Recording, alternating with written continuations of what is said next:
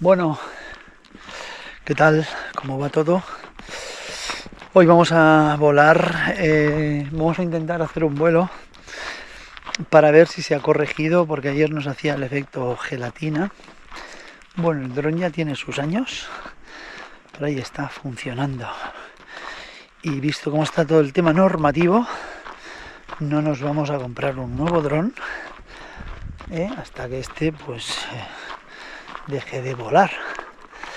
En fin, bueno, la idea es eso, ver si se ha corregido el efecto gelatina, y vamos a hacer un vídeo subiendo a la montañita y bueno, algo con las tomas así un poquito bonitas.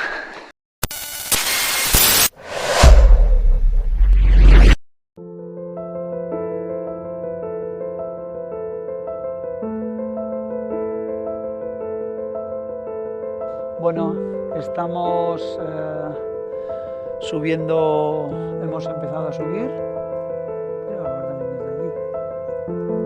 Bueno, hemos empezado a subir y la idea es ir subiendo toda la montaña.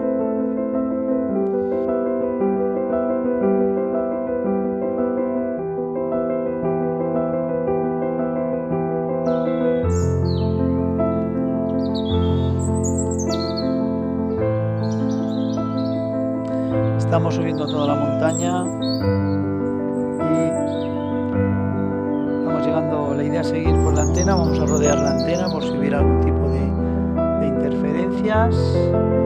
Vamos a subir hacia arriba.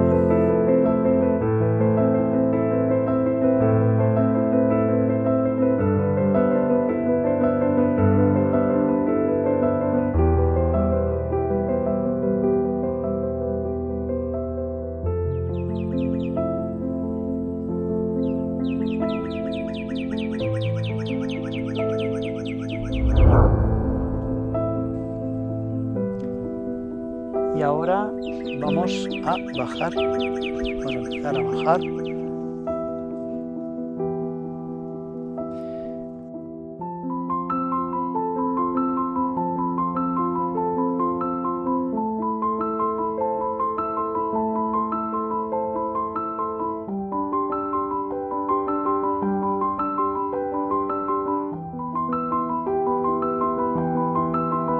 Unas bonitas tomas, estamos ahora dorada. Vamos bajando.